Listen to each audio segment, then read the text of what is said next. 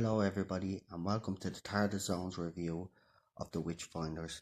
Before I start the video, if you like what I'm doing, please give the video a like, also subscribe, and also feel free to share this video. So basically, I'm not going to actually review this episode the way I've been reviewing other episodes. So this is basically what I'm going to say. 40 minutes of talking. Last 10 minutes was decent. Alan Cummings' portrayal of King James was very hammy. He looked like he was really getting into the role.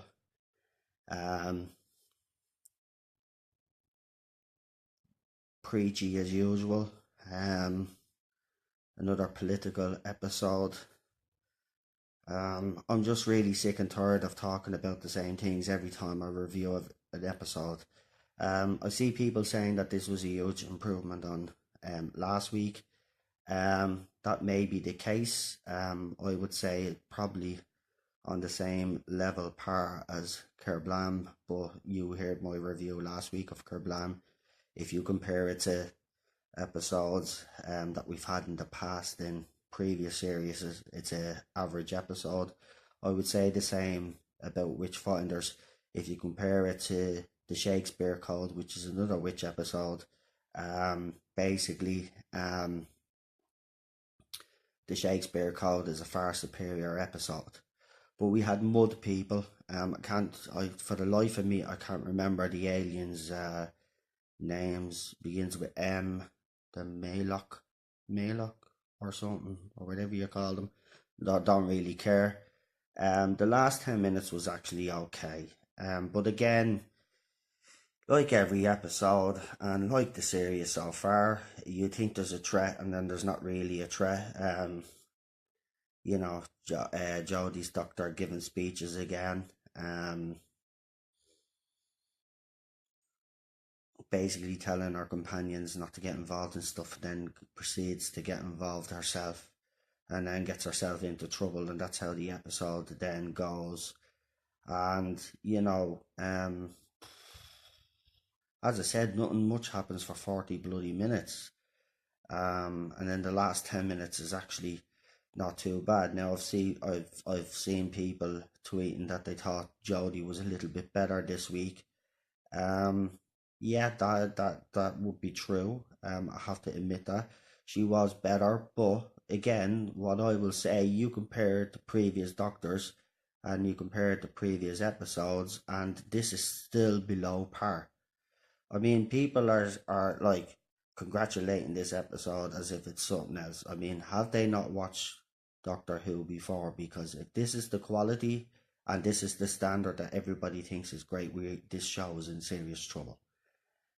Last week I said that the ratings would probably, they would probably go up because Kerblam was actually, wasn't as bad as previous episodes. But I also made the point, if you compare it to other seasons and other episodes, it was average. The last two episodes have been an improvement. I can't deny that, and I'm not afraid to say that. But again, if this is the standard and this is the quality that everybody thinks is what Doctor Who should be, well then we're in serious trouble, because that's not the standard at all. The standard is actually higher than that, and this is not Doctor Who standard, to be quite honest. I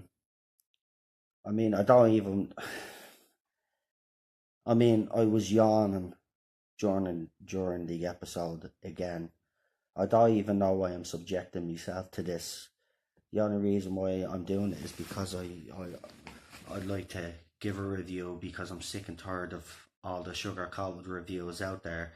And, I speak my mind and I'm going to tell the truth, and I don't think this is Doctor Who quality, to be quite honest. Jodie is still not the Doctor. I still don't recognise her as the Doctor. I still don't see the point in Yaz. Yes, she got a little bit more to do in this episode, but I mean her character is redundant, to be quite honest. Um, I felt Graham was a bit underused this week. The same could be said about Ryan. Um, oh yeah, and the whole thing of King James fancying Ryan is just, it's just so wrong. Um, I mean, I know back in those days that kings and queens might have indulged in the same sex, and that's fine, that's fair enough. But do we really need it in a Doctor Who episode?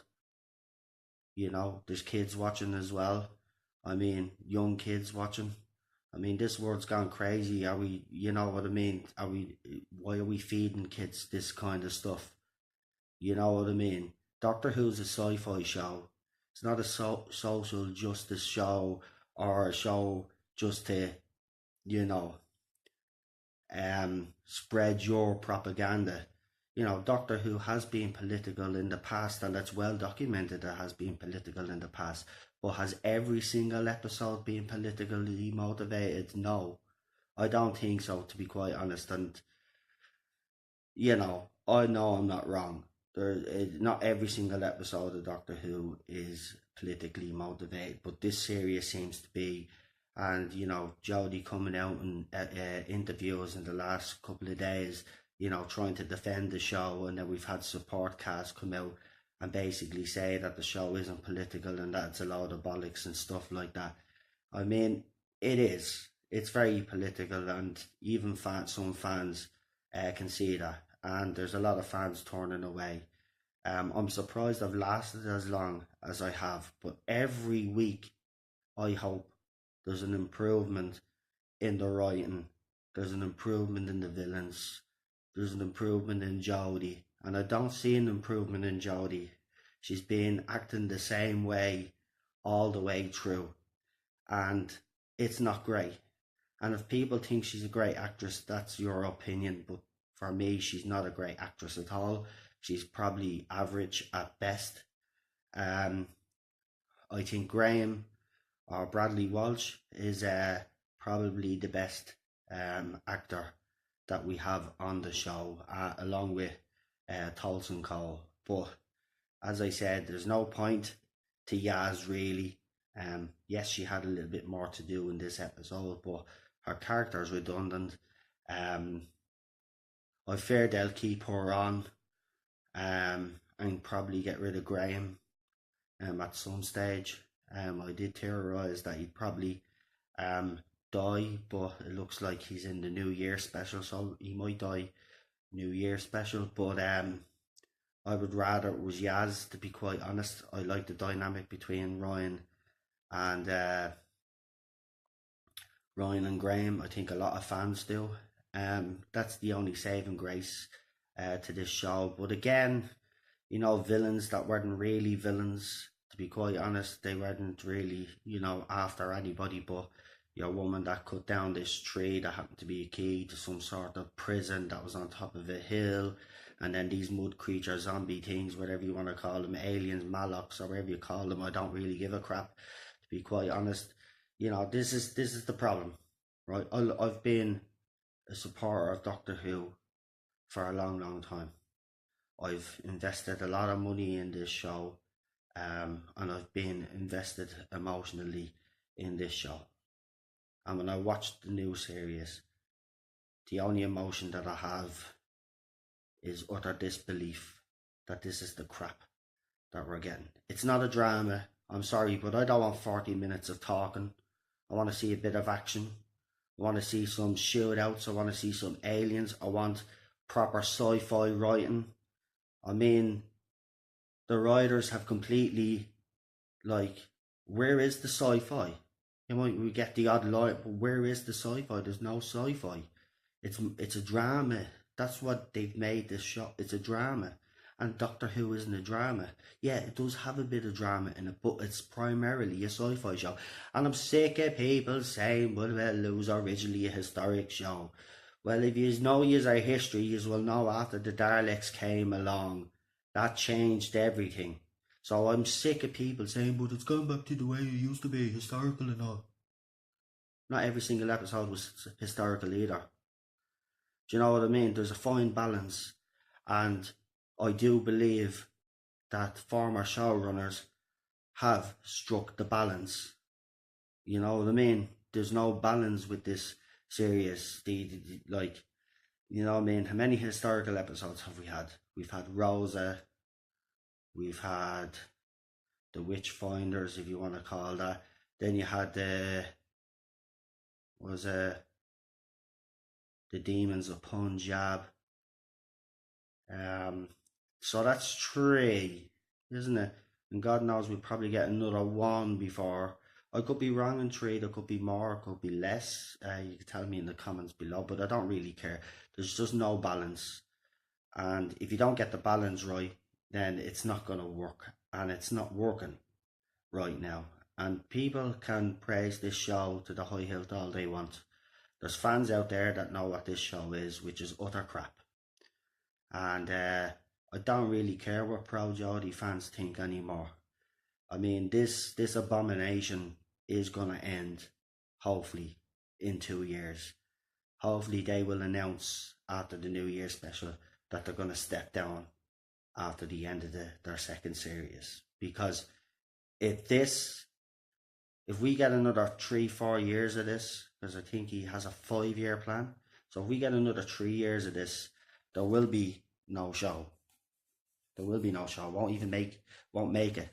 It won't make the 5 years. It'll be gone. The fan base is going in droves. People can say the ratings are up. They're clearly down. And there's nothing anybody can do about it. It's free falling, and it's going to keep going. This episode, what did I give? I forget what I gave Kerblam. I think I gave that a 4. So I'll give this episode a 4 because I think it was on par. But again, as I said, if this is the standard, then Doctor Who's screwed. Jodie's just out of her comfort zone. And it's really unfortunate because, you know, she should never, in my opinion, have got the role in the first place. She divided the fan base. She hasn't helped herself with her own comments either. And it's probably going to all end in tears. And, you know, Pro Jodie fans can criticise fans like me and say that we're not true fans. We are true fans, as I said last week. We are very seriously concerned about our show. A show that we have supported for a long, long time. I myself, over 30 years. I know there's people that have watched from the start that refuse to watch now. Because they think it's gone too political, or they don't believe that Jodie is the right person to take the show forward, or Chris Chibnall. It doesn't matter. Someone has some sort of grievance with this series, and I know there's been grievances for past series, but nothing like what we have now. And that's another thing that I'd like to dispel from Pro Jodie fans. You say that people were against other doctors. Yeah, that's true. You know, they didn't like some castings, but the only difference is that this has split the fan base like I've never seen it before. This is different. So yeah, I really couldn't review this episode because I was bored for 40 minutes, and then, as I said, the last 10 minutes were actually fine, or 9 minutes. It was slightly under 50 minutes. I don't really care. I was glad when it was over. Then I seen the trailer for next week's episode. Again, the trailers, I have to say, for every episode have looked interesting, and then when you watch the episode, then, as I said, no real threat. The villains don't really be villains and stuff like that. But yeah, I didn't. I. It's getting worse, folks. Anybody that hasn't watched, it's getting worse each week. It's getting worse for me. It is anyway. But I see people praising this episode. But of course, like, there was a poll earlier that someone put up, and he said who was the most doctory between Tom Baker and Jodie Whittaker, and 5% of the poll said Jodie Whittaker. Well, those 5% are fake fans, planks, and don't have any intelligence. Because if you actually think that Jodie Whittaker is more doctory than Tom Baker, well then you 5% is what's wrong with this fan base. Because Tom Baker is the ultimate doctor. He wins every doctor poll that's out there, you know, ever since you people got into the fan base. Of course, you know, certain polls, certain episodes that were always on top of polls, it's changed around because, you know, you infect the fan base like a plague, and then you start spouting yous our ideals and yous our agenda, and then when yous poison the fan base, and then when yous get what yous want, then and then yous destroy a show, then yous move on to the next one. But we're fighting back, and we have been fighting back, and we're not going to stop. This series has been an absolute shambles. I'm not holding back anymore. It's been an absolute shambles. Chris Chibnall should be ashamed of himself. Jodie Whittaker should look at herself and the reasons why she took the role, because she's been an utter disgrace as the Doctor. She isn't the Doctor. The only saving grace, as I said, and I'll keep saying it, Bradley Walsh and Tolson Cole. And they deserve much better. But that's all I really have to say. I mean, I could go on for longer, as you know yourselves, but I'm not, because I'm tired now at this stage.